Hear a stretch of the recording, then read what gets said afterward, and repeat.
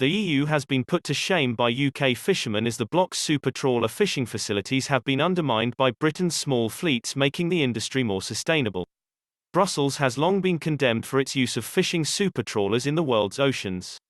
They are enormous vessels and can be over 300 feet long, often staying at sea for weeks or months catching thousands of tons of fish. Their supersized nets, sometimes a mile long, result in bycatch that includes dolphins, porpoises and seals. The EU was recently accused of operating a neocolonial hold over the Indian Ocean after it proposed insufficient measures to tackle overfishing of yellowfin tuna while simultaneously being the largest fisher of the near-threatened species. And, according to the Daily Telegraph, EU supertrawlers will continue to encroach on UK waters as the government does not have the powers to implement a blanket ban. The vessels were a focus point of the new Netflix documentary, Seaspiracy, that shed light on much of the fishing industry's shady operations. This week, climate activist George Monbiot and Terry Portman, co-founder of Call for Fish, appeared on Sky News to discuss the impact the UK's fishing fleets had on the environment in the wake of Seaspiracy. It was here that Ms. Portman, whose organisation aims to get more people eating British-sourced fish, outlined the ways in which UK fleets had tried to become sustainable despite the questionable practices of their European neighbours. She said, "George knows well that the majority of the UK fishing fleet are small-scale boats. We're talking smaller than 10 metres in length. These are not the type of horror pictures used in the film and nor represent some of the colourful claims that George is making. Actually, a lot of these coastal communities are working really hard to be sustainable. There's a project in Lime Bay which is trialling vessel monitoring and has been for the last 10 years. The technology is very difficult to put onto small vessels.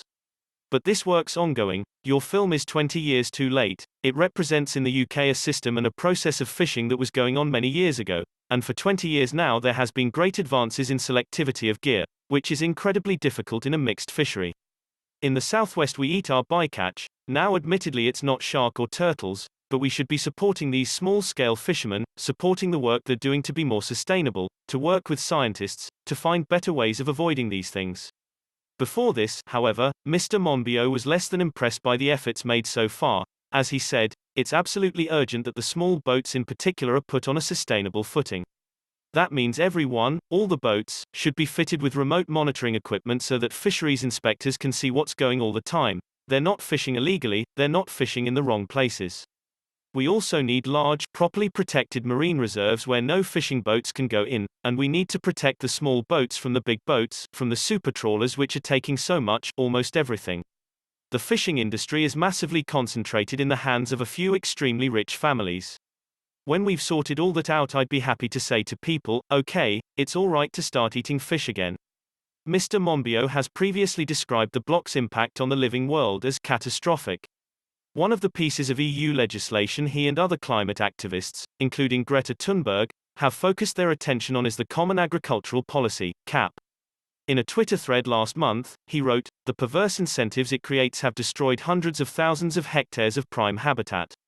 Last month, Barry Dess, chief executive of the National Federation of Fishermen's Organisations, said that Brussels had a neocolonial relationship with the UK on fishing. This was, he said, because the EU had exploited UK waters for decades, offering little in return. He told Express.co.uk, "The EU's relationship with the UK is neocolonial because it's exploitative, it's artificially attached to a trade deal. It gives free access to the natural resources of another country for the benefit of the colonial power. A trade deal is about trade, and a fishing deal is normally reciprocal, so there's mutual benefit. But, you look at the relationship between the EU and UK on fisheries, it's not mutual benefit, it's exploitative, and so the term neocolonial is an accurate description of the relationship between the UK and the EU." Express.co.uk has recently launched a campaign to help save Britain's environment. "We are calling on Prime Minister Boris Johnson to show world leadership on the issue in the run-up to the G7 summit in Cornwall in June, and the Crunch COP26 climate change summit in Glasgow in November. Along with green entrepreneur Dale Vince, we have called on the government to scrap VAT on green products and to make more space for nature."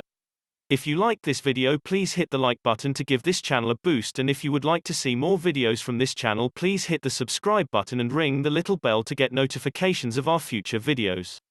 Have a wonderful day.